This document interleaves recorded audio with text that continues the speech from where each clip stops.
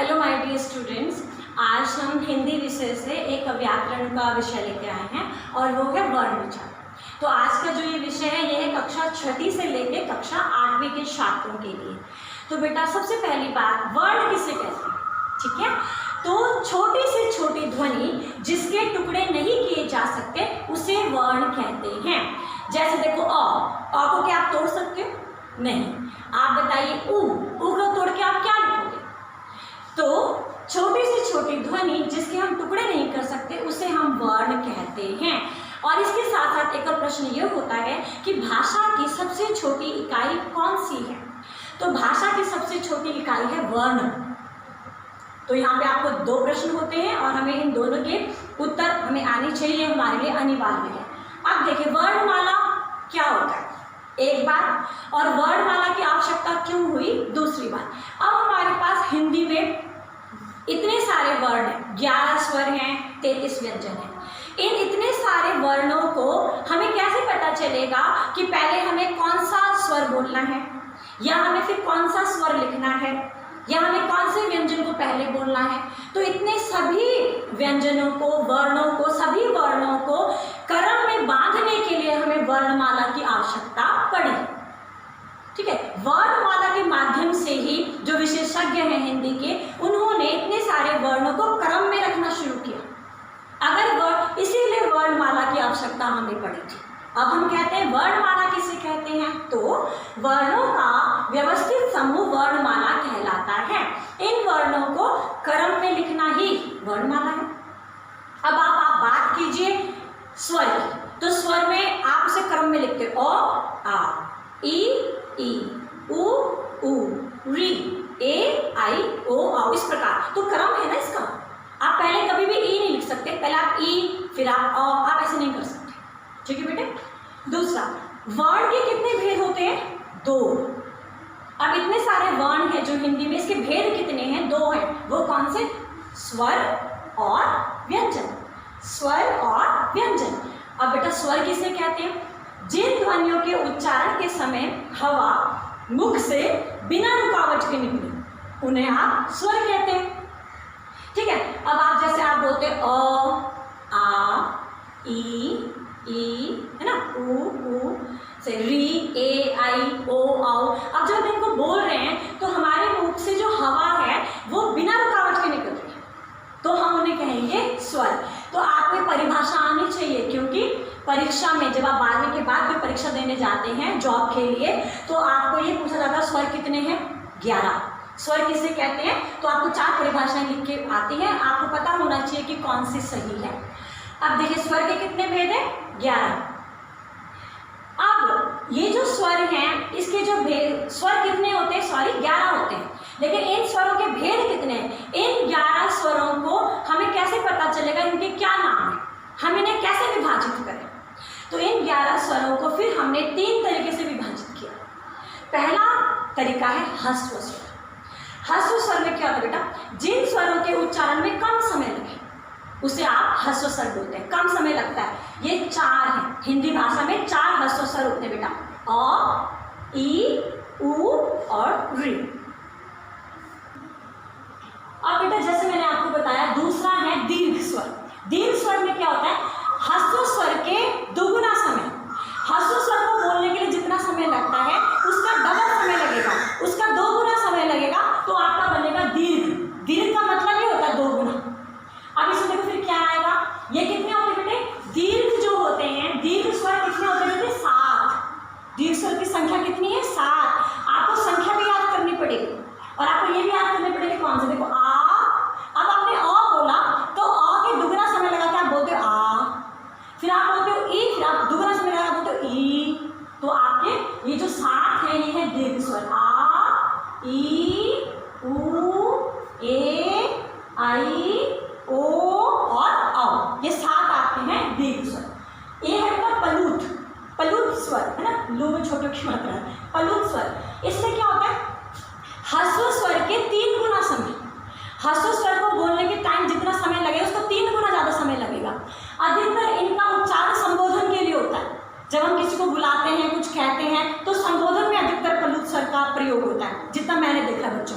ये देखिए, जिन स्वरों के उच्चारण कहते हैं हम पल्लू। जैसे ओम, जैसे अरे, है ना, हम बोलते हैं ओ, ऐसे 3 गुना समय लगता है। तो हम क्या कर रहे हैं, हम किसी को संबोधन करके बुला रहे होते हैं। अब बेटा मात्रा किसे कहते हैं, तो प्रत्येक स्वर का व्यंजन के साथ मिला हुआ रूप मात्रा कहलाता है। प्रत्येक स्वर का व्यंजन के साथ मिला हुआ रूप मात्रा कहलाता है। अब आप केजी क्लास से आते हो, आपकी मात्राएं शुरू हो जाती हैं। तो मात्राओं में हम क्या करते हैं, हर व्यंजन के ऊपर मात्रा लगती है। तो अब वो मात्रा होती क्या है, मैंने आपको एग्जाम्पल के यहाँ पे क लिया है। आप म भी ले सकते हो, आप ख भी ले सकते हो, आप च भी ले सकते हो, कुछ भी। अब देखो इसमें जो है ये व्यंजन है, क क्या है, व्यंजन है। अब इसमें मात्रा क्या है, बेटे आ की मात्रा क और आ की मात्रा का, क और छोटे की मात्रा की, क और बड़े की मात्रा की, क उ कु, क उ कु, क्री, ये री की मात्रा होती है बेटा, क्री, कृति, कृति, कृतघ्न, ये री की मात्रा होती है, क्री, के, क और ए, के, क और आई, कई, क और ओ, को, क और आउ, कौ, क और अंग, कंग, क और आह, कह। तो ये स्वर है और इसके साथ हमने ये व्यंजन है और व्यंजनों के साथ जो आपने स्वर लिए हैं वो मिला के मात्रा बनाती है। अब देखो बेटा थोड़ा ये बहुत इंपॉर्टेंट है, र को लेके हमें बहुत ज़्यादा ध्यान रखना पड़ेगा कि अगर हमें अधिकतर जो ऊ की मात्रा होती है बेटा वो वर्णों के नीचे लगती है। ऊ की मात्रा वर्णों के नीचे लगती है। आपने कई बार देखा हो छोटे ऊ की मात्रा इस तरीके से लगती है। यहाँ पे व्यंजन कोई भी हो सकता है, वर्ण कोई भी हो सकता है, लेकिन छोटे ऊ की मात्रा ऐसी होती है ना, ये मुंह भी हो सकता है, मुंह, कु, रू, नहीं सॉरी टू, कुछ भी, और ये बड़े ऊ की मात्रा। लेकिन केवल र के केस में आपको ऊ की मात्रा यहाँ बीच में लगानी है। बहुत ध्यान रखना बेटा, र के केस में ये छोटे ऊ की मात्रा रूप, हम बोलते हैं रूप, और ये है रूप। तो जब आप छोटे ऊ की मात्रा लगाओगे तो आपको ऐसे कर्व देना, आपको ऐसे कर्व देके लिखना है, ये रूप, छोटा रूप, और ये आपको बड़ा लिखना है, रूप। आप लिखते कुरूप, रूप, लेकिन रुपया, रुपया, है ना, रूप। तो इस प्रकार। दूसरी बात, री की मात्रा मैंने आपको बोली, देखो ऐसे नीचे लगती है, जैसे क री, क्री, म री, मृ, जैसे मृत, मृत मतलब मरा हुआ, मृत। ऐसे ही गृह, गृह मतलब शायद घर, आपको गृह कार्य मिलता है तो नीचे ग के नीचे री, गृह। और ये प और री, प्री, पृथ्वी। तो ये री की मात्रा होती है, हमेशा ऐसे ही लगती है। उसके बाद अगर आपका र किसी व्यंजन से पहले आता है और इसमें कोई स्वर नहीं है, मतलब र आपका किसी व्यंजन से पहले आ रहा है और इसमें कोई स्वर नहीं है, ये आधा है, तो ये दूसरे वाले व्यंजन के ऊपर लगेगा। तो ये यहाँ से लेके यहाँ तक मैं कहूँगी मोस्ट इंपॉर्टेंट है, ये मोस्ट इंपॉर्टेंट। अब जैसे र है, किसी व्यंजन से आगे आता है, इसमें कोई स्वर नहीं, इसका मतलब ये आधा है। तो आधा र जब भी होगा तो वो अगले वाले व्यंजन के ऊपर लगता है। जैसे बेटे देखो कार्य, यहाँ पे देखो स्वर्ग, तो ये यहाँ पे रहा होगा लेकिन ये अधूरा था, इसमें कोई व्यंजन नहीं मिला, इसीलिए ये ग के ऊपर लग गया। तो जो ऊपर वाला र होता है वो उसी व्यंजन के आगे आना चाहिए।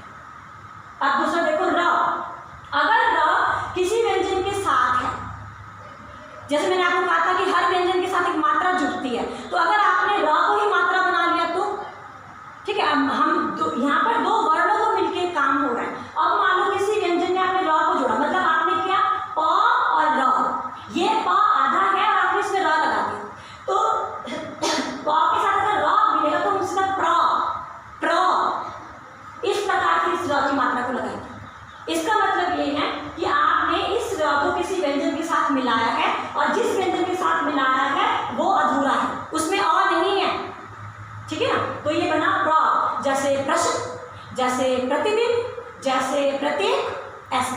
अभी देखो क और क्र, जैसे क्रम, जैसे क्रमिक, है ना, इस प्रकार। अब एंड में देखो बेटा र, हमें अगर र की मात्रा लगानी है ट और ड के नीचे, यदि मैं आपसे ये बोलूं कि ऐसा कोई व्यंजन जो गोल आकृति का है, हम ड की बात करें, इसकी यहाँ से आकृति कैसी है, गोल है, तो ऐसे व्यंजन जिनकी नीचे से गोल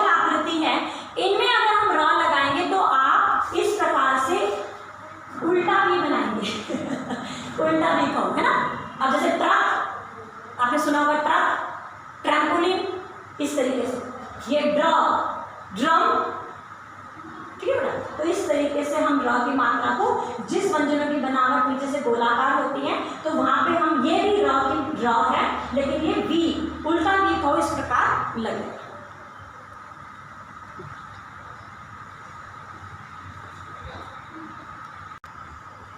अच्छा बेटा, कुछ ऐसे स्वर हैं जो स्वरों के बाद लिखे जाते हैं लेकिन वो स्वरों की श्रेणी में नहीं आते। तो इस प्रकार कुछ उदाहरण है हमारे पास। सबसे पहली बात है अनुस्वार। तो अनुस्वार क्या होता है? इस प्रकार अनुस्वार की मात्रा होती है, ठीक है। जैसे जिन स्वरों के उच्चारण में हवा नाक से निकलेगी, जिन स्वरों के उच्चारण में हवा नाक से निकलेगी वो आपका होता है अनुस्वार। तो जैसे पंख, रंग, कंगा, इस तरीके से। अब अनुनासिका में आप इसको चंद्र बिंदु भी कहते हो, ठीक है बेटा, चंद्र बिंदु भी कहते हैं। ये इस तरीके से होगा बच्चों, ऐसे, ठीक है, चंद्र बिंदु। तो जिन ध्वनियों, जिन स्वरों के उच्चारण में हवा नाक से भी निकलेगी और मुख से भी निकलेगी, उसे आप बोलते हैं अनुनासिका। अनुनासिका, नाक से भी निकलेगी और मुख से भी निकलेगी। जैसे चांद, माँ, दांत। उसके बाद देखो आयोगवाह। ये पूरा ही टॉपिक बहुत इंपॉर्टेंट है, बहुत ज्यादा। आयोगवाह क्या होते हैं? जो ध्वनियां ना स्वर है और ना व्यंजन, जो ध्वनियां ना स्वर है ना व्यंजन है, वो आपके आयोगवाह होते हैं। हिंदी भाषा में 2 आयोगवाह हैं। आप अभी से इतना अच्छा पढ़ रहे हो बेटे कि 12th के बाद आप हर एग्जाम को क्लियर करोगे अगर आपने याद करना शुरू किया। हिंदी भाषा में 2 आयोगवाह हैं, एक है अंग, एक है अह। अंग और अह। एग्जाम में ये पूछते हैं कितने आयोगवाह होते हैं, और नीचे लिखा होगा 2, 4, 6, 1 तो 2। फिर लिखा होता है आयोगवाह कौन से हैं, अंग, अह है या म, श, अलग अलग देंगे वो आपको। तो आपको ये भी याद करना है, अंग, अह और 2। उसके बाद बेटा विसर्ग किसे कहते हैं? विसर्ग किसे कहते हैं? इसका उच्चारण ह के समान होता है और ये इसका उच्चारण ह के समान होता है और ये व्यंजनों के बाद हम इसको लगाते हैं। जैसे प्रातः, प्रातः, देखो ह आ रहा है। जैसे प्रायः, प्रायः, प्रायः मतलब सामान्य तौर पर, ठीक है। तो ये हमारे विसर्ग की मात्रा है। अब देखिए आगत ध्वनि। आगत ध्वनि वो ध्वनि है बेटा जो दूसरी भाषा से हिंदी में आई है। फिलहाल यहाँ पे हम अ की बात कर रहे हैं, अ। तो अ एक ऐसी आगत ध्वनि है जो अंग्रेजी भाषा से आई है, ठीक है। अ या अंग्रेजी भाषा से आया है या आई है और ये अंग्रेजी शब्दों में प्रयोग करेंगे। बस आपने जैसे डॉक्टर लिखना है, डॉक्टर हिंदी का शब्द नहीं है, इंग्लिश का। आपने कॉपी लिखनी है, ठीक है ना।